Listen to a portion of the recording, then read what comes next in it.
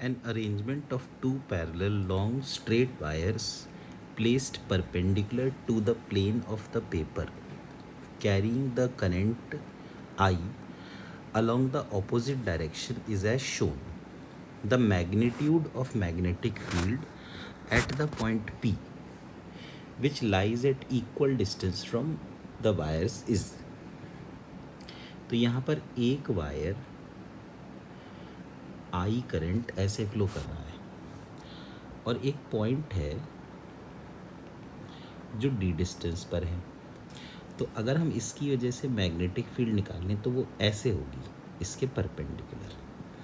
ये होगी बी, जहाँ बी की वैल्यू होगी mu not I upon 2 pi D. ये जो मैग्नेटिक फील्ड है,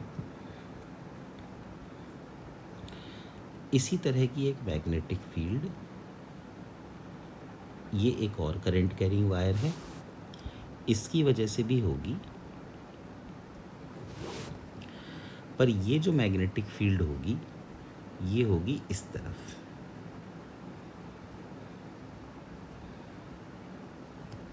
बी. अब ये एंगल को अगर हम देखें तो ये 60 डिग्री है, तो ये होगा 30 डिग्री, तो ये फिर से होगा 60 डिग्री. तो B का एक इस तरफ कंपोनेंट आएगा B cos 60 और एक ऊपर की तरफ आएगा B sin 60. इसी तरह से ये भी 30 है तो ये 60 हो जाएगा. तो B का जो कंपोनेंट इधर आएगा वो आएगा B cos 60 और जो कंपोनेंट नीचे की तरफ आएगा वो आएगा B sin 60. तो B sin 60 कैंसिल हो जाएगा और B नेट इक्वल टू हो जाएगा 2B cos 60.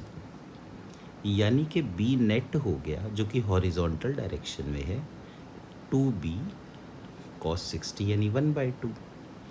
तो B नेट की वैल्यू B के बराबर आ गई, यानी कि mu not I upon 2 pi D.